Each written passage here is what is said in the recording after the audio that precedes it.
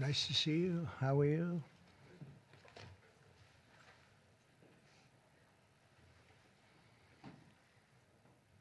We have a lot of athletic talent and great people behind me. And they're going to do some very important things for our country. Nobody knows LT, right? LT, greatest ever. Lawrence Taylor. You look good. You could play right now, I think, LT. You only look that way.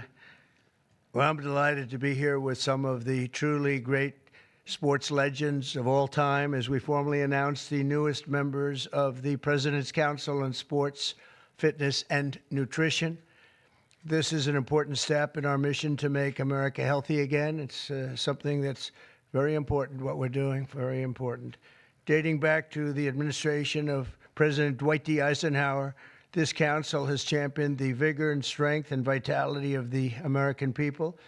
Today, we continue that very proud tradition. This group is led by two-time major champion and one of the greatest players in the world, one of the highest ranked, and he just had a phenomenal Open Championship, as you probably saw, shooting one round that wasn't so good, and then he came back with about a 65 or something. He was getting a birdie on every hole.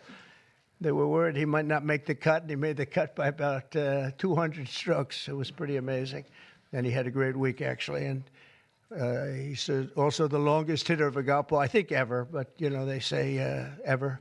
I would say ever. And the longest in the world today, and it's Bryson DeChambeau. He's a great guy, been my friend for a long time. And from his storied amateur career, where he won the U.S. Amateur, I think once or twice. Did you win it? It was once, and then the NCAAs as well. Okay, you won a lot of other championships, but U.S. Amateur champion. And then, as you know, he won at Winged Foot, won the U.S. Open in Pinehurst. And Bryson has always been a phenomenal ambassador to sports and to golf, but generally to life, in my opinion. He's a smart guy and a good guy, great guy, loves our country. We're also pleased to be joined by Secretary of Health and Human Services, Robert F. Kennedy, Jr. Bobby, you do a great job. He's got some big things happening, and he's got some big statements to be made very shortly in terms of, over the next few months, in terms of what they've been doing and finding answers to some very, very important questions. Secretary of Education, Linda McMahon, who's phenomenal, wherever you may be, Linda. Hi, Linda. What are you doing back there?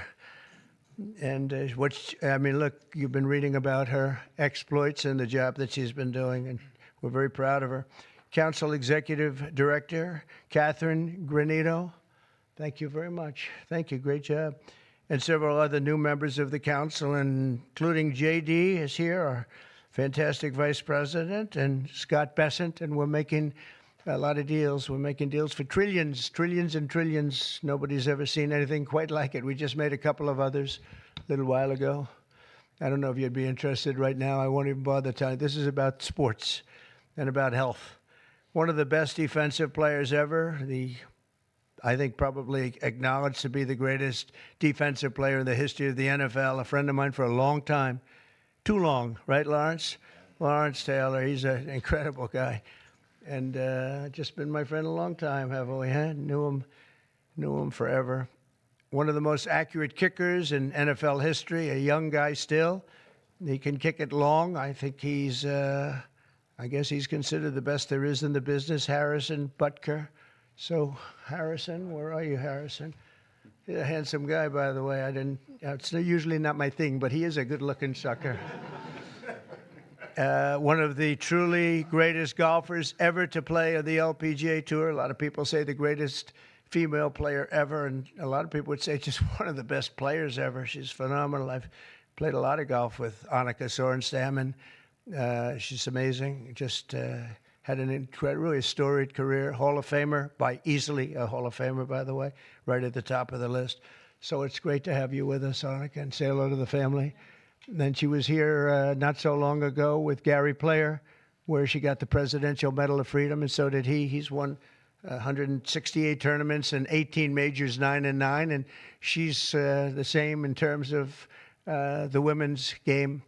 But that was a great time. It was a great honor to give it to you. You really deserved it. It's the highest medal you can get outside of the Congressional Medal of Honor. That's the military version. And the other is the Presidential Medal, and you got it. So thank you very much. 14-time WWE World Champion, and he's a man who you're not going to mess around with. Even Bryson said, I think I'll take a pass on him, right? You're going to take. And he's another one that's been my friend for a long time. He's really an amazing athlete. Triple H. There he is. Oh, that's still very strong. He's a strong guy. And it's great to have you. And you felt very strongly about this, about the council. 100%. Yep. Well, it's a great honor to have you. Offensive lineman, NFL, very respected, very smart. Cody Campbell. Thank you, Cody, very much. Thank you very much. In addition to the people here, we have other council members that want to just pay their respects. One of the greatest players and athletes ever. You could say, when you look at records, there's probably nothing like it. Tiger and Jack. This is Jack. Tiger was here not so long ago getting the Presidential Medal of Freedom also. He's a fantastic guy. And on the council, we have Jack Nicklaus, and he sends his regards. We have Gary Player, one of the greats. Nellie Corder, who's a phenomenal young, I think you'd say great young player. Annika, right? She's a fantastic person, too. NFL icons, Tony Romo, also a great football player. Quarterback, also a great golfer. Nick Bosa, who's, you know him, he's a modern-day version of Lawrence. What do you think? He's pretty good, right, Lawrence? Pretty good. He is. Saquon Barkley was on the council. And Tua Tagovailoa, the quarterback, who is really, he's been fantastic. He's been, when he's not injured, he's great. He's got to stay healthy. But he's a great guy. NFL Commissioner Roger Goodell is on the commission. NFL Commissioner Gary Bettman. And the great one, Wayne Gretzky, is on. And a man who also received the Presidential Medal of Freedom, Mariano Rivera. And when I looked at his record, it was unbelievable. The Sandman, my wife said, why do they keep playing the Sandman when he walks in? And I said, because he just puts the batter to sleep. He was great. When you look at his record compared to second, and Raleigh Fingers was great, and he was really great. But when you look at the record, boy, Mariano had a record. I've never seen anything like it. He was so high up. The order that I'll sign today in a few moments directs the council to develop strategies to improve America's physical fitness and renew the American spirit, excellence, competitiveness, and sportsmanship. To that end, I'm pleased to announce that we're officially restoring the Presidential Fitness Test and the Presidential Fitness Award, and it's going to be a very big thing. From the late 1950s until the 2013, graduate scholars all across our country competed against each other in the Presidential Fitness Test, and it was a big deal. This was a wonderful tradition, and we're bringing it back. I think Bryson and everybody here wanted to see if we could bring that back, and it's turned out to be very popular to do. My administration's also pressing forward with the important reforms in sports and athletics, and the group behind me and the others that I mentioned and others that I've asked to join. We have many great athletes I've asked to join the council, and we're going to let some of them come in.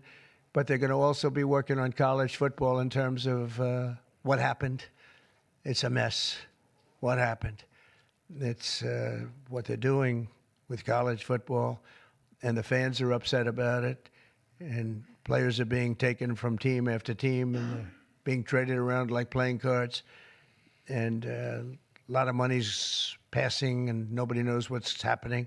So these people behind me are going to be very much involved in figuring that whole thing out and working on it and trying to bring some sanity to that incredible, not only the football, college sports, very, very bad for women. Very bad what's happening, because now all of a sudden there's no women that are able to get the money that they're talking about. You know, it seems to be going mostly to football, some basketball, and women's sports are being totally decimated. We know that, Annika, you know, with this. It's all going into football, and some to basketball, and everything else is being left behind. And women are being left behind, and lesser sports are being left behind, and the Olympics is being decimated because that was like training for the Olympics, and now we're not going to have that many of those sports left. The smaller sports, they're almost going to be completely wiped out. This is crazy what's going on. We banned men from competing in women's sports, and last week the United States Olympic and Paralympic Committee announced that they will be complying with that order, so there won't be men playing in women's sports.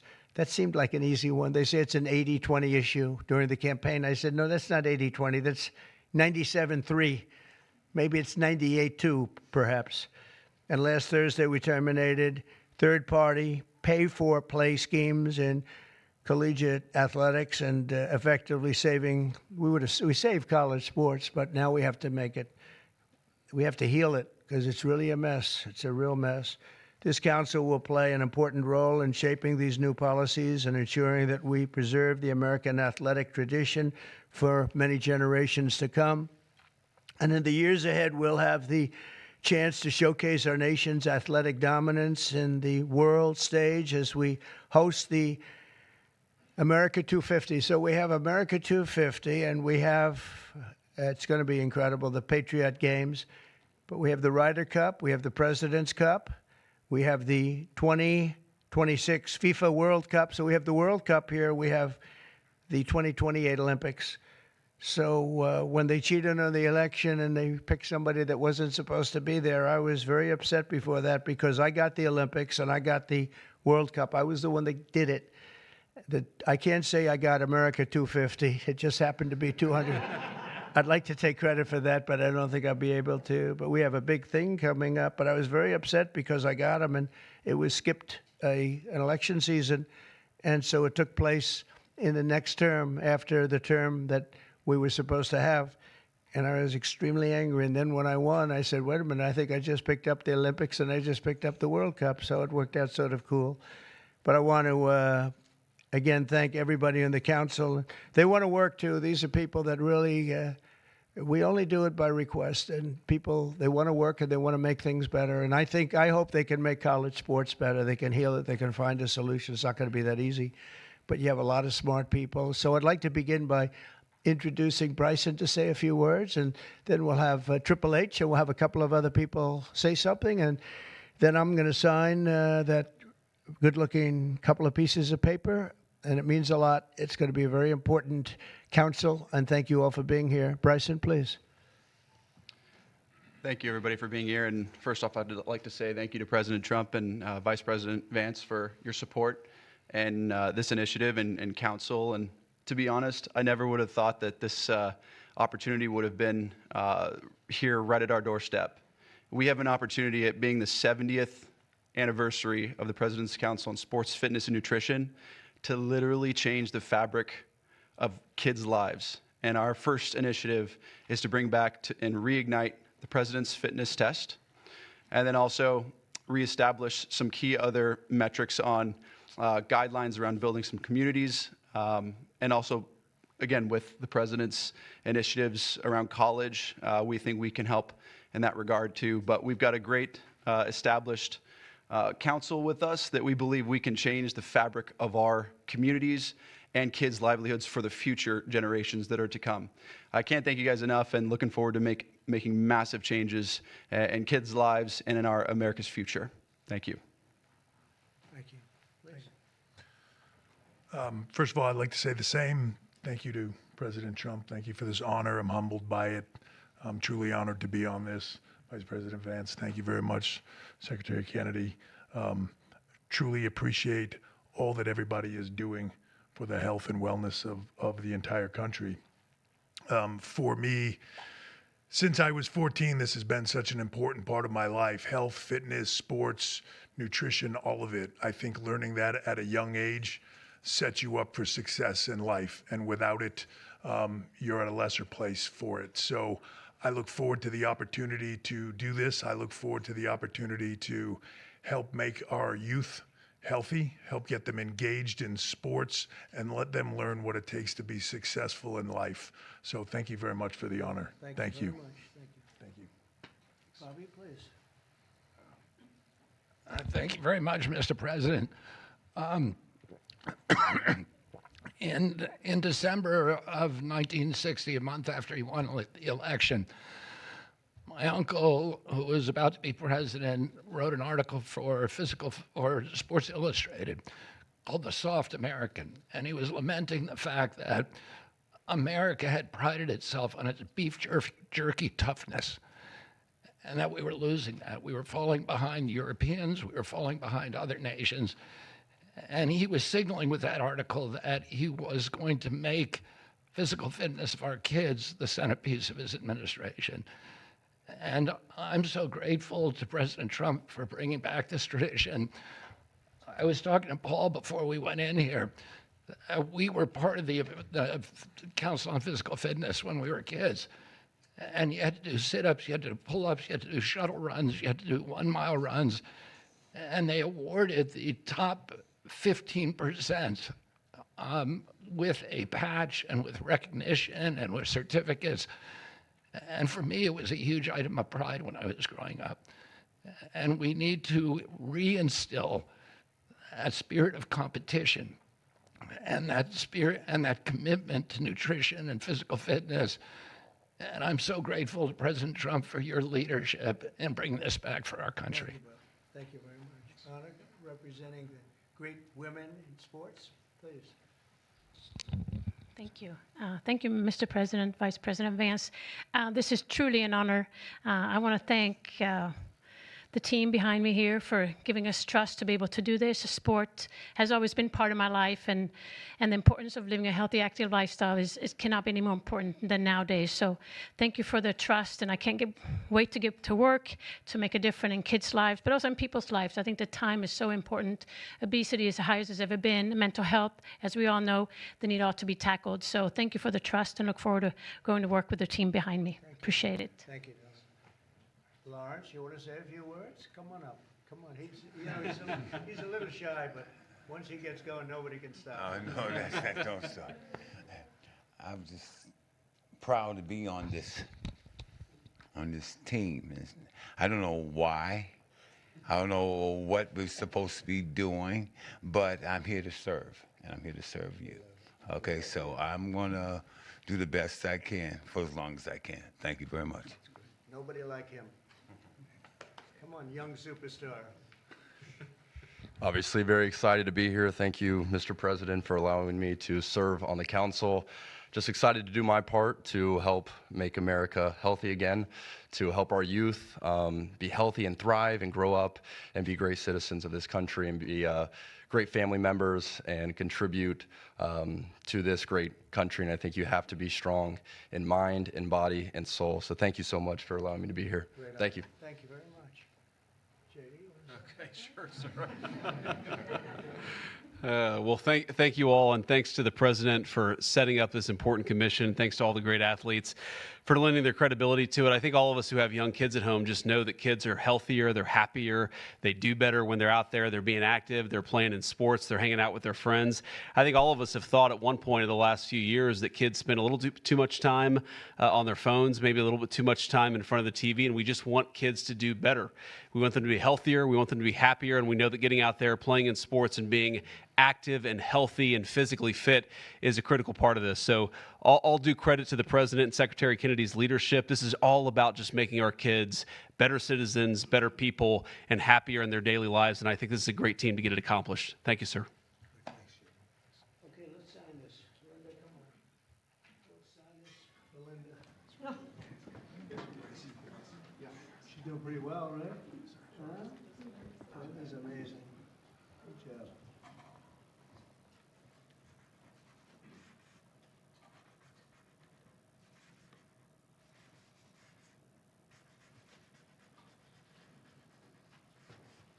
Okay, we got it. I think we're good.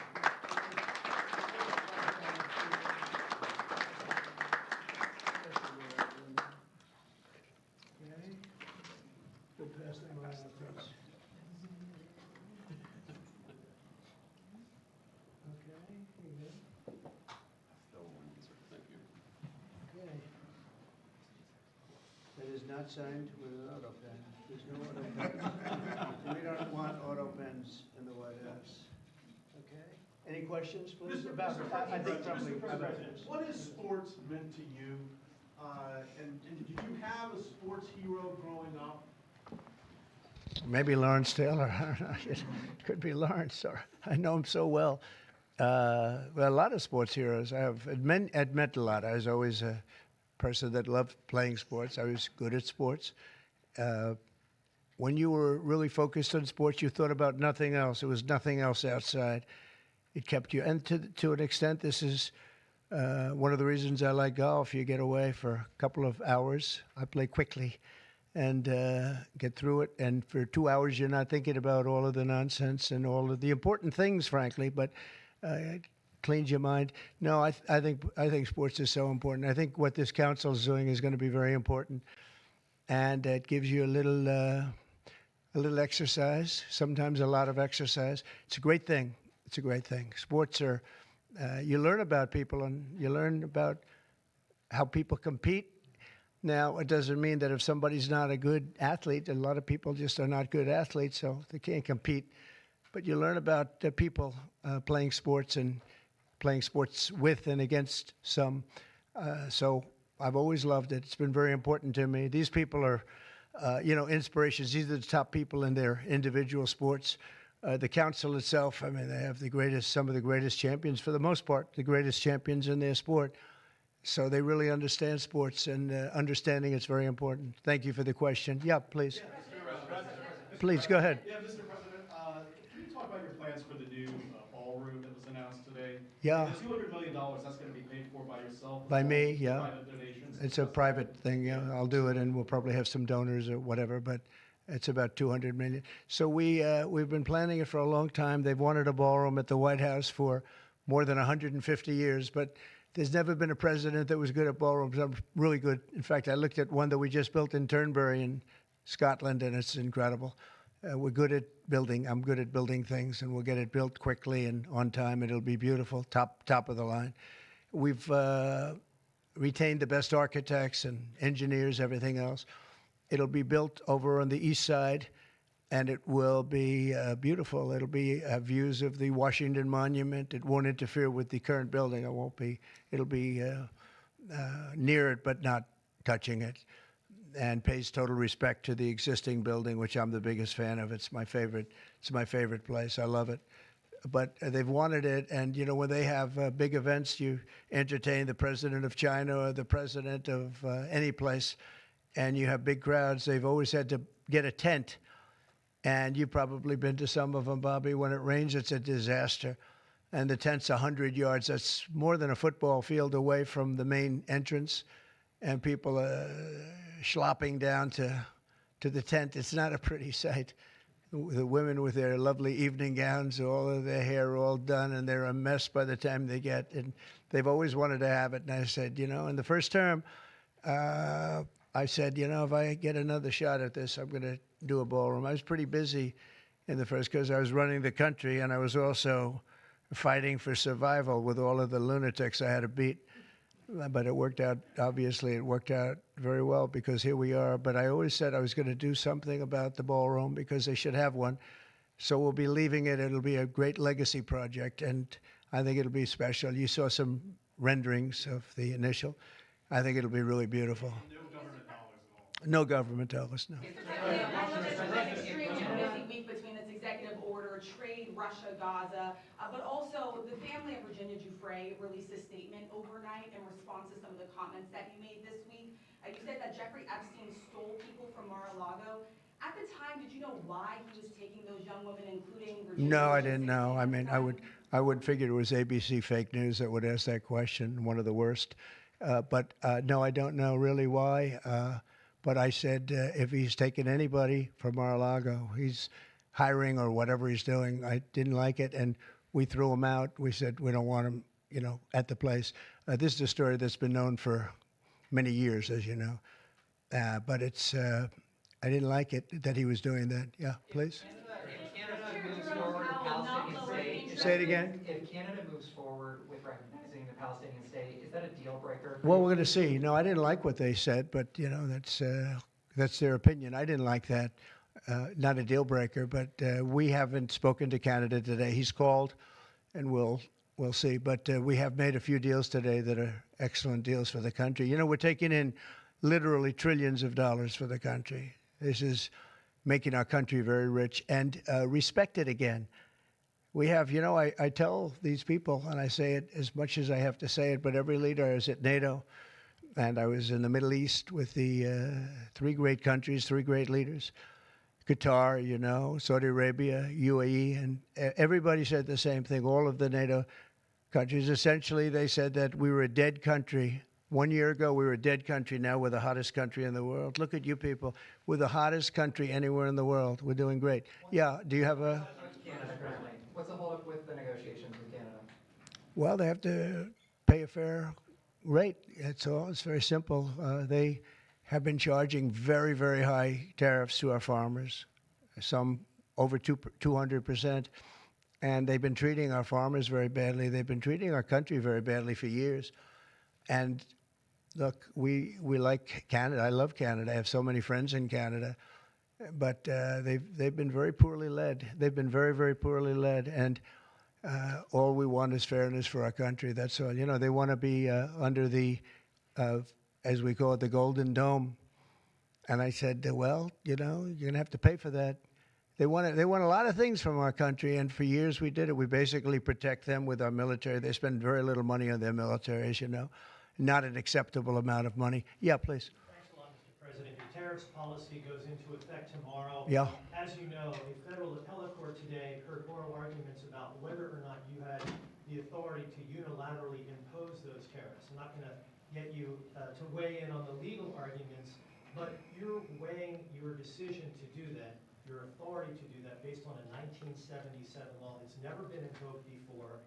Why didn't you invoke this Well, we've law? been winning all along. Just say it. I just want to ask you, why didn't you invoke this law in your first term? You could have taken in billions upon billions of dollars in your first term, but you waited until your second Yeah, term. because in my first term, I was fighting lunatics like you who were trying to do things incorrectly and inappropriately to a president that was duly elected. And we did do certain tariffs in the first term. If you look at China, we took in hundreds of billions of dollars from China. But when COVID came, the last thing I was going to do is tell France and Italy and Spain and a couple of other countries that we're going to hit you with tariffs. We had to fight the COVID situation when that came. But if you look at my first term, we took in hundreds of billions of dollars worth of tariffs, but you people didn't cover it very well. Yeah, please. Go ahead. Thank you so much. I'm representing the foreign policy today. I'm asking you two questions on foreign policy. The first one, do you plan to re-engage diplomatically with Iran, go with direct talks with them, or are you happy with the current situation, having no deal with Iran? Well, Iran has been acting very badly. They were decimated. Their nuclear capability, that potential, which could have happened within 3 or 4 weeks, was decimated.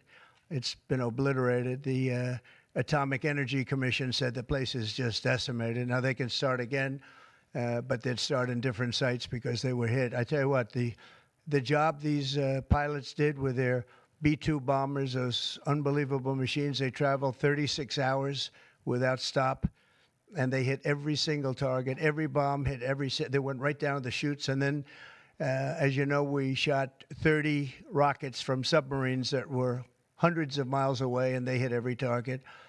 So they can start again, but they haven't been saying the right thing. I will say Iran has not been saying the right thing. They have not been speaking nicely, and they should be. Yeah, please. Not lowering interest rates again. Many people say that he's playing politics with the futures of millions. Well, he is. We call him Too Late. He's Too Late. It's his new nickname. He's Too Late, pal. He's a terrible Federal Reserve Chairman. Not only that, he's building a building. He's at $2.9 billion. It's actually 3.1 if you include other areas that are essentially the same thing. Way over budget, has no idea what he's doing. And I would say he's probably good at that compared to what he does with interest rates. But, you know, we have him there, and it was a mistake. I put him in, and then Biden extended him. And Biden only extended him because he knew I couldn't stand him. And that turned out to be not a good thing for Biden. Although he did lower interest rates just prior to the election, didn't work out too well for them. But he did lower them pretty substantially just prior to the election. No, he's a political hack, not very good. He's not a smart guy, Brian. Mr. President, sports fans have been very supportive to go back to the original names of the Cleveland Indians, the Washington Redskins. Oh, I love that. Love the sound of that. Well, I do the Washington Redskins. I think they should do it. I told the mayor and I told people that they should bring back the name. If they bring back the name, you'll have a lot of excitement. And, I mean, Cleveland Indians, how about that? That was an original franchise, 1903 or something, 1906, an original, the Cleveland Indians. And what do? They changed the name from Indians. What's wrong with the word Indian? You know who is upset about it? The Indians are upset about it. They're upset about Redskins, too. So Redskins, I guess you'd say it was a little bit lesser of a case, but people want to see the Redskins, and the Indians want to see the Redskins back. No, I recommend it. I was asked that question the other day. The Washington Redskins, it's a fabled franchise. And now, I don't even know what the hell their last name is. What are they, Commanders or something? Is it Commanders? It's not a good name. Wait a minute. Wait a minute. No, not you. You. Mr. President, Kamala Harris, as you know, is not running for governor of California. She's not going to do it. What do you see in her political future, sir? Well, she can't speak. She can't talk. She can't do an interview. I thought it was a very strange campaign that we had. But, you know, I had two of them. We were up by like this massive number of points on Biden, and they said, let's change to Kamala. Nobody knew who Kamala was. Nobody knew her last name, Harris. They said, we're going to get Vice President Harris. Everyone said, who the hell is Harris? They only knew her by the first name. But no, I thought she was a terrible candidate. Look, don't forget, she didn't really get the nomination. I mean, that whole nomination was strange. She was the first one out. You know, she took a good amount of points with her when she announced, but nobody knew her. And once they got to know her, she dropped out very shortly after she started. And she started with a pretty good, you know, she was like in second or third place. But I don't know. I mean, I wouldn't call her a skilled politician. Would you? She's also coming out with a book. Any plans to buy it? I don't know. I think I'm going to buy it. I'd love to see it. No. I'd find it. Look, I find everything in politics interesting. I sort of enjoy politics. She wasn't a skilled person. You know, you have skilled politicians, really skilled politicians, and then you have some that aren't. And she was put in a very tough position, I think. She did have a 6-week honeymoon. They told me, the pros said, you know what, she's going to have a 6-week, and she did. She was like untouchable in terms of everybody thought great. But she didn't do any interviews or anything, which was strange. Not even friendly interviews with friendly reporters like her right there, a really friendly reporter. And you know what happened? People said, what's wrong with her? Why isn't she doing? She made a mistake. She should have done interviews. She didn't run a great campaign, but we beat Biden, and then we had to beat, nobody's beaten two. I had to beat two. That's like Dana White, the great Dana White has a fight, and he has a fighter that's getting the hell knocked out of him. They say, well, let's take him out and put somebody else in. Didn't seem fair to me at the time, but where are we? We're in the White House. So, I mean, you know, so it worked out. If I may, sir, a very serious question here. Russia today hit Kyiv with missiles and drones, more than 100 people kidnapped. I think it's Russia, I think it's disgusting what they're doing. I think it's disgusting. This is Biden's war. It's not my war. But I said if I get in, I'll try and get the thing stopped. But I think what Russia's doing is very sad. A lot of Russians are dying. You have a lot of Russians. More Russians are dying. But Russians are dying. Ukrainians are dying. You know, the United States isn't really involved in that war. It shouldn't be. And by the way, I made a deal with NATO where NATO pays us for everything that we send. We send them ammunition, missiles, etc. And we're not paying anything for that war. But I will tell you this, it should be stopped. It's a disgrace. And the ones that are dying are they're losing 7,000 now. It was 5,000. They're losing now 7,000 soldiers a week, Ukrainian soldiers and Russian soldiers. And they're also losing people now in the towns and cities because Putin's hitting them with rockets. No, I think it's disgraceful. Yeah, we have about 8 days. Yeah, we're going to put sanctions. I don't know that sanctions bother him. You know, they know about sanctions. I know better than anybody about sanctions and tariffs and everything else. I don't know if that has any effect, but we're going to do it. Europe is extremely upset. But this is a war that should have never happened. This is a war that wouldn't have happened if I were president. And this is Biden's war. This was a stupid war to get into. Should have never gotten into this war. Yeah, going to Israel, and then he's going to Russia, believe it or not. Representative Marjorie Taylor Greene has said that what is occurring there is a genocide. Do you agree? Oh, it's terrible what's occurring there, yeah. It's a terrible thing. People are very hungry. You know, the United States gave $60 million for food, and it's a shame because nobody, you know, I don't see the results of it, and we gave it to people that in theory are watching over it fairly closely. We wanted Israel to watch over it. Part of the problem is Hamas is taking the money and they're taking the food. But we gave $60 million a couple of weeks ago. Nobody said anything about it. Nobody said thank you, but I didn't need the thank you. I just wanted the people to get fed, and we're helping out financially with that situation. It's a terrible situation. So just to conclude, I want to thank everybody for being here. I want to thank you for being here. This is a great group of people, and it's a good feeling. You know, when we first came to office, this country was really in trouble. And now we're rich as hell, and we're doing amazing things, and we really are. We're the hottest country in the world, and I like that. Thank you very much, everybody. Thank you.